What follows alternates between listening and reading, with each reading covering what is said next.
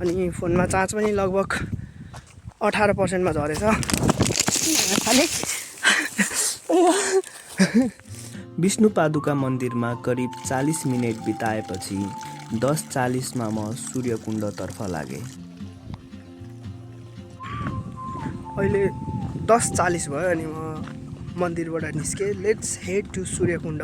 सूर्यकुण्ड पुग्नु कति टाइम लाग्छ हेरौँ। सूर्यकुण्ड, त्यसपछि कोसी निस्किनु सक्छु कि आज भनेको अलिक हतार पारेको भए त म 12 बजेतिरै सूर्यकुण्ड निस्किने भनेर सोचिरहेको थिएँ। म अघि आएको बाटो चाहिँ यो हो यताको। सो यो बाटो चाहिँ खोलावारी र पारी गरेर छ, दुईवटा बाटो जुनमा एकै ठाउँमा जोडिन्छ। अनि त्यो बाटो चाहिँ पहाडको भित्तामा खोपेको छ, जसको कारणले गर्दा पहाड जस्तो छ त्यस्तै खालको घुमाउनु पर्छ। यो तलको बाटो चाहिँ उहाँ परदेखि बगरमा छ क्या, भन्नाले खोला कुद्ने ठाउँमा छ, जसको कारणले सिधा हुन्छ। So this will be the fast track. Then अर्को अघि आएको मन्दिरबाट 20 मिनट यता आएपछि थाहा भयो कि मैले कहाँबाट टिपेर ल्याएको लट्ठी नै छोडेर आएछु। Trekkers and their obsession with stick. मेरो लट्ठी छोडियो मेरो। अब अर्को लट्ठी खोज्नुपर्ने हुन्छ।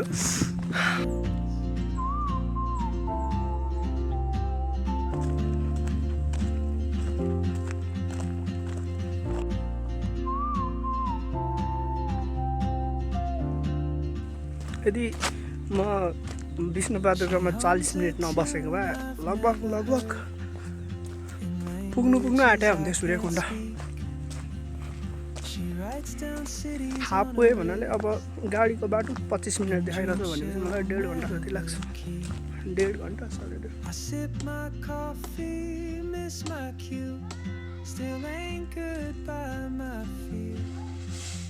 कति वर्षको बोट अरे लिचीको थोरै फुलेको छैन।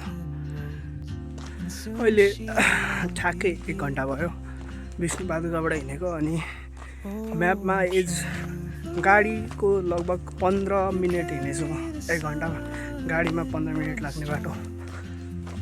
वेल म्याप अनुसार अब मलाई 1 घन्टा 20 मिनट लाग्छ होला सूर्यकुण्ड पुग्नु। अहिले 11:40 भयो। 12:40 भनेपछि ठ्याक्क 1 बजीतिर म सूर्यकुण्ड पुग्छु।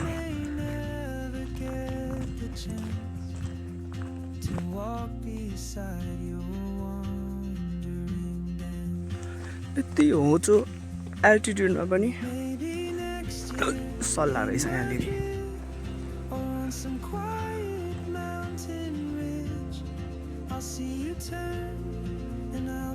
पर आइसक्यो कि नभए त धरान पनि देखिँदैन। यहाँ एउटा पहाडले छेकिसक्यो।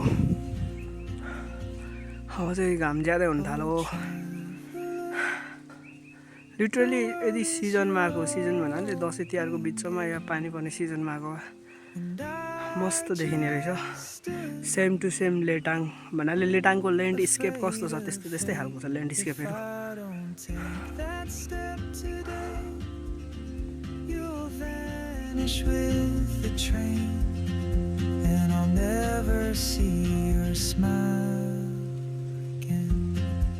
म आइपुगेँ बरडाँडा भन्ने ठाउँमा। यहाँ चाहिँ यत्रो ठुलो बरको रुख छ।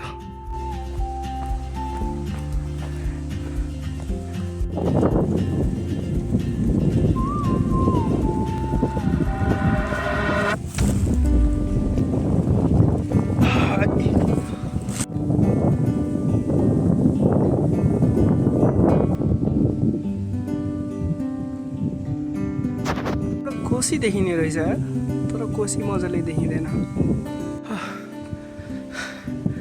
लास्ट छला सर्टकट भनेर यत्रो सानो बाटो अर्कोपट्टि लिएको।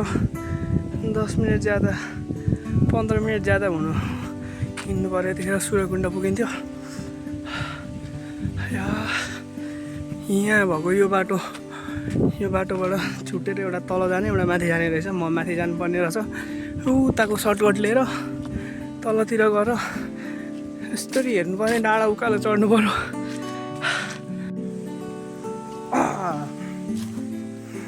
हामी लास्ट टाइम आउँदाखेरि यो देखिने बाटो तल झरेर हराएको। अहिले सबै झार पलाएर छ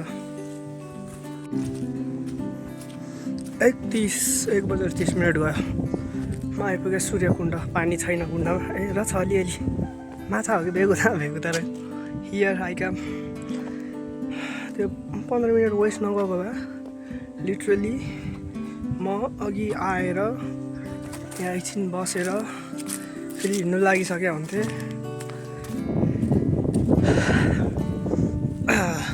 लास्ट टाइम आउँदा चाहिँ यहाँले पुरै हुस्से लागेको थियो भिजिबिलिटी एउटा भिजिबिलिटी राम्रो थिएन आज चाहिँ अलिक खुल्ला छ अनि यहाँबाट देखिन्छ कोसी तर यो धुलो उडेकोले गरेर कोसी पनि मैले मात्र देख्छु फोनको क्यामेराले देख्दैन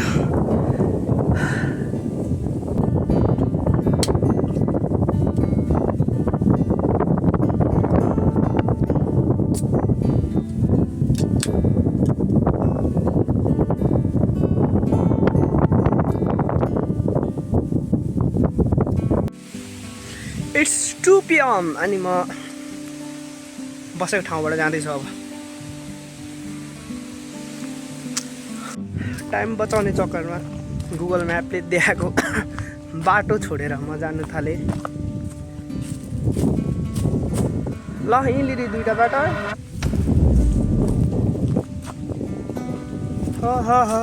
यस्तै तरिकाले चाहिँ म घर होइन आज जङ्गलमा क्याम्पिङ गरेर बसेको केटा हो है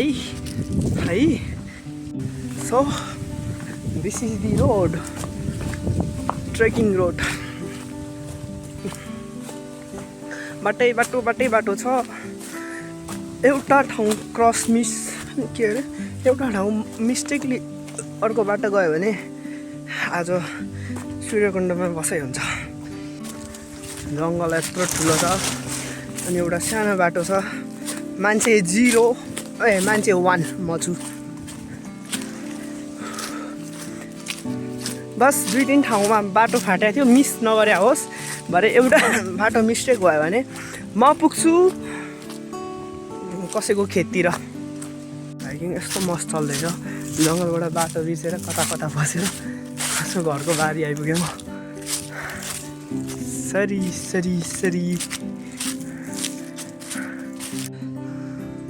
बल्ल ऊ पर तल रोडको झल्को देखेँ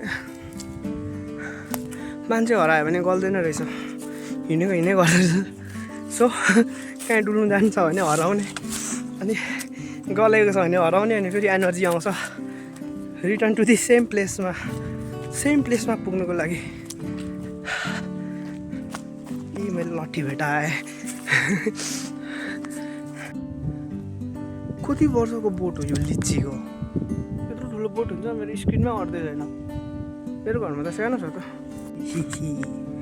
so I am taking another shortcuts to Phulbari यो मेन रोडबाट घुमेर टाइम लाग्छ सो यहाँनिर अर्को सर्टकट लिँदैछु ट्रेकिङ राउटै फुलबारीसम्म जसले गर्दा मेरो टाइम बच्छ लगभग 5 बजीसम्म त म चत्र झरिसक्छु त्योभन्दा अगाडि नै झरिसक्छु जस्तो लाग्दैछ हेरौँ के हुन्छ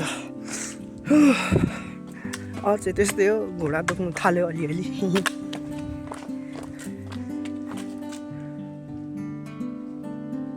दुईवटा बाटो छ भन्दै थियो अलिक तल झरेर पिपल छ भन्दै थियो पिपलदेखि यता जानु उता जानु आलु हराएँ म फेरि किन यस्तो लाग्दैछ म यहाँ पहिला आएको थिएँ यो पिपलमा हामी बसेको अनि यहाँबाट बाटो छुट्याउनु नसकेर यो दुईवटा बाटो छ यो बाटो कता जान्छ यो बाटो कता जान्छ भनेर यताको बाटो गएको हामी यो बाटो छोडेर माथि बाटोमै निस्किने रहेछ बल्ल बाटो आइपुग्यो अघि झर्दै गरेको बाटो नै झरेको यतिखेर म पर हिन्दूपति के दरबार समथिङ त्यहाँनिर हुन्थ्यो होला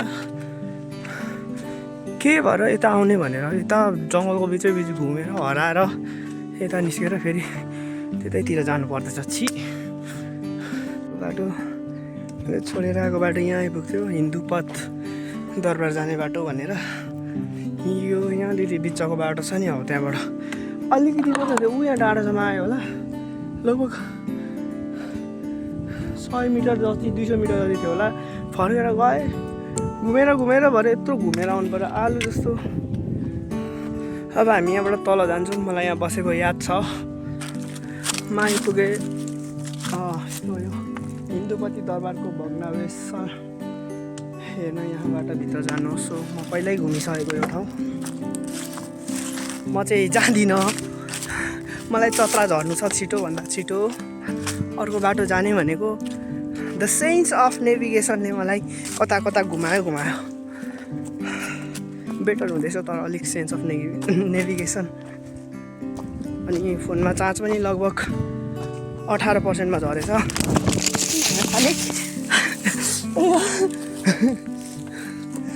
अलिक भिड हुनु पर्थ्यो। RIP 2026 भनेर झन्डै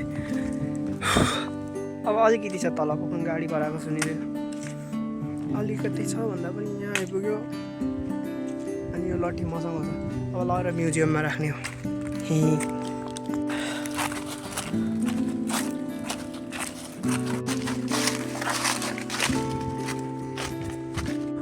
फाइनल्ली म बाटो निस्केँ। यहाँ निस्किँदा ठिक्क 4 बजिसक्यो।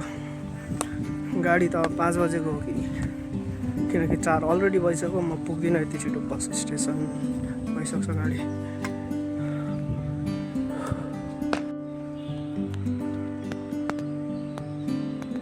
4 बजे गाडी भेटाएँ मैले। 4:10मा हिँड्छ है, किन ढिलो हिँडेको मान्छे नभएर। 5 बजीसम्म त घरमा हुने रहेछु म। मलाई समयमै बस स्टेसन आइपुग्छु जस्तो लागेको थिएन। मैले योजना अनुसार ट्रेक गरिनँ। मैले कोसी निस्किन्छु भनेको थिएँ, तर विभिन्न ठाउँमा हराएको कारण समय पुगेन र छोटो बाटो अपनाउन पर्यो। And for more adventure and trekking videos please stay tune. Bye by.